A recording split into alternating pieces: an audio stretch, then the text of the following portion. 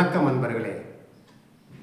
ஜாதகத்தில் கிரகங்களுடைய பலம் ஸ்ட்ரென்த்து எப்படி இருக்குன்னு நம்ம இந்த பதிவில் பார்க்க இருக்கிறோம். சில ஜாதகத்தில் பார்த்திங்கன்னா உச்ச கிரகங்கள் பலனளிக்காமல் போயிடும்.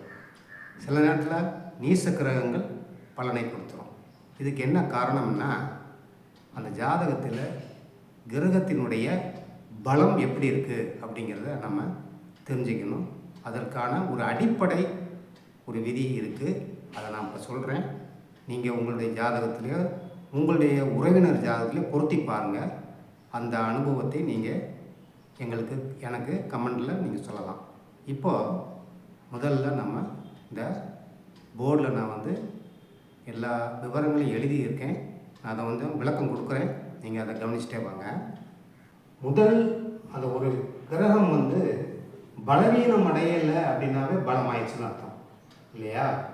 அப்போ அந்த பலவீனத்துக்கான என்னென்ன காரணங்கள் நம்ம கண்டுபிடிச்சிட்டோம்னா அப்புறம் பலத்துக்கு தனிப்பட்ட முறையில் நம்ம கண்டுபிடிக்க வேண்டிய அவசியம் இல்லை. இப்போ பலவீனம் ஆயிருக்கா இல்லையாங்கிறத நம்ம எப்படி கண்டுபிடிக்கணும்? ஃபஸ்ட்டு பாருங்கள், ஒவ்வொரு ராசியும் முதல் பாதத்தில் ஆரம்பித்து முதல் பாதத்திலே முடியும். அஸ்வினி 1, கார்த்திகை 1. அதே மாதிரி ரெண்டாவது ராசி 2ஆம் பாதத்தில் ஆரம்பித்து 2ஆம் பாதத்தில் முடியும். கார்த்திகை 2, மிருகசீரிஷம் 2. மிதுன ராசி மிருகசீரிஷம் 3, புனர்பூசம் 3. இது தொடக்கம், இது முடிவு. கடகம் புனர்பூசம் 4, ஆயில்யம் 4.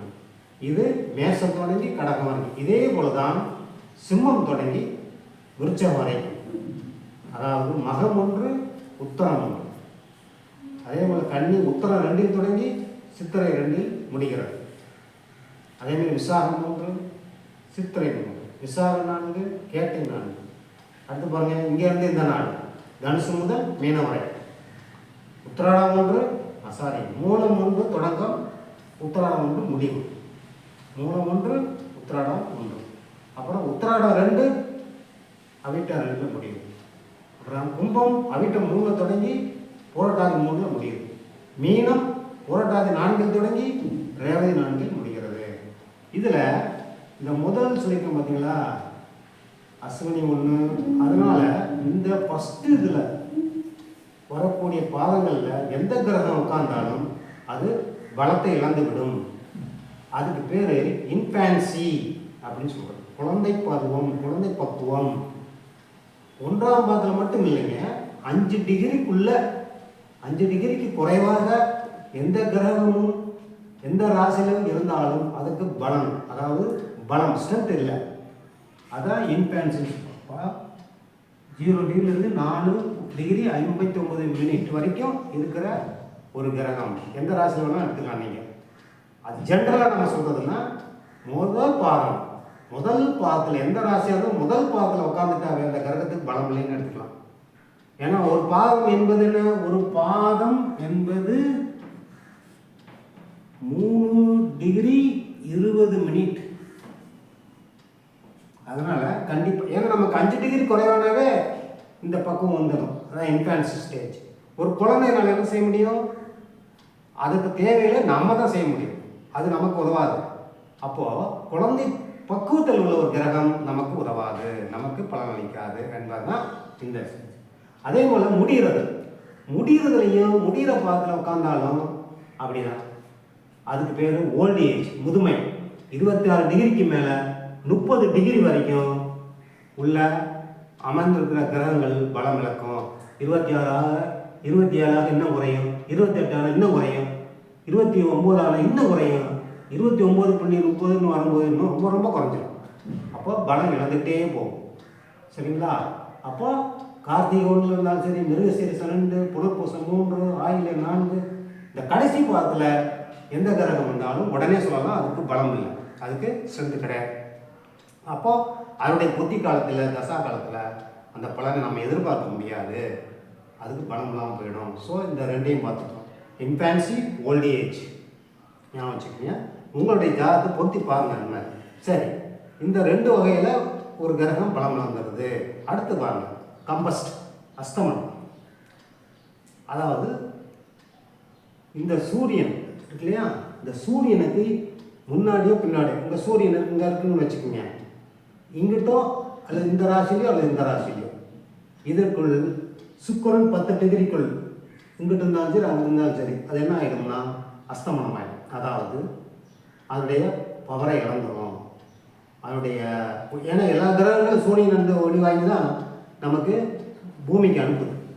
அதனால் இது நெருங்கி போகும்போது இது எப்படி நம்ம புரிஞ்சுக்கலாம் அப்படின்னா, நமக்கு குளிர் காயத்துக்கு ஒரு தீப்பந்தம் ஏற்றுறோம், அது குளிர் காயலாம், ஓரளவு டிஸ்டன்ஸில் இருக்கணும். அதுவே போய் நெருப்பில் உட்காந்தா என்ன ஆகும், தன்னை இழந்துருவோம்ல. அது மாதிரி தான் ஒரு குறிப்பிட்ட டிஸ்டன்ஸை கவர் பண்ணுற வரைக்கும் தான் இவனுடைய பவர் இழக்காது. அந்த டிஸ்டன்ஸுக்குள்ளே போயிடுச்சுன்னா இவனுடைய பவர் இழந்துடும். அப்போ அந்த மாரி இருக்கக்கூடிய கிரகங்கள் ஒவ்வொன்றுக்கும் ஒரு பகை போட்டிருக்கேன் கவனிங்க. சுக்கிரன் 10 டிகிரிக்குள்ளே இருந்துட்டோம், அங்கிட்டு இருந்தாலும் சரி தான். அதேமாதிரி 10, அதே மாதிரி 9, 8, 7, 6, 5 இப்படி போயிட்டே இருக்குது.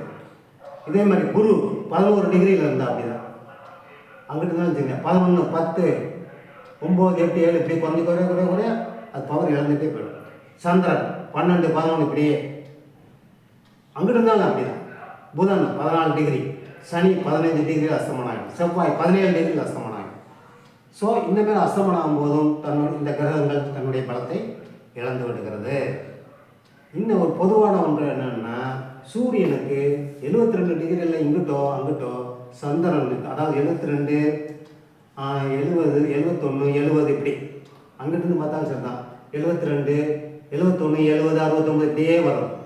72லேருந்து ஸ்டார்ட் ஆகிட்டு குறைய பவர் குறைஞ்சிடும். ஏன்னா சூரியன் இந்த சந்திரன் வந்து சூரியன்கிட்ட போகும்போது அமாவாசை அப்படின்னு சொல்லுவோம் இல்லையா. அப்போ அமாவாசைக்கு முன்னாடி அங்கிட்டு பின்னாடி. அப்போனா என்ன அர்த்தம், அமாவாசைக்கு முன்னாடி தேய்பிறை இல்லையா, அமாவாசை முடிஞ்சு வளர்பிறையும். ஆனால் அமாவாசைக்கு முன்னாடி இந்த 72 டிகிரியில் வரும்போது தேய்பிறையிலே மிகவும் ஸ்ட்ராங்கான தேய்பிறை, வலிமை அந்த தேய்பிறை வளர்ச்சி. அப்போ இது வந்து பலம் இல்லாததுன்னு அர்த்தம். அதே மாதிரி அங்கிட்டு போயிட்டீங்கன்னா நம்ம வளர்பிறைன்னு சொல்லுவோம், ஆனால் கிடையாது. ஒரு 5 நாள் வரைக்கும் அந்த பலம் இருக்காது சந்திரனுக்கு. அதனால தான் சொல்லுவாங்க, அமாவாசைக்கு முன்ன 5 நாள் பின்ன 5 நாளை நம்ம சோகம் செய்ய தவிர்ப்போம். அப்புறம் அதேமாதிரி பௌர்ணமி முன்ன 5 நாள் பின்ன 5 நாள் நல்ல பவர்ஃபுல்லான நாட்கள், அதில் அந்த நாட்கள் சுபமும் செய்யலாம்பாங்க. மீதி நாட்கள் வந்து அவரேஜான நாட்கள். சரிங்களா. அப்போ இந்த அமைப்பு ஒன்று இருக்குது. அடுத்த ஒன்று, 4வது ஒன்று நீசம்.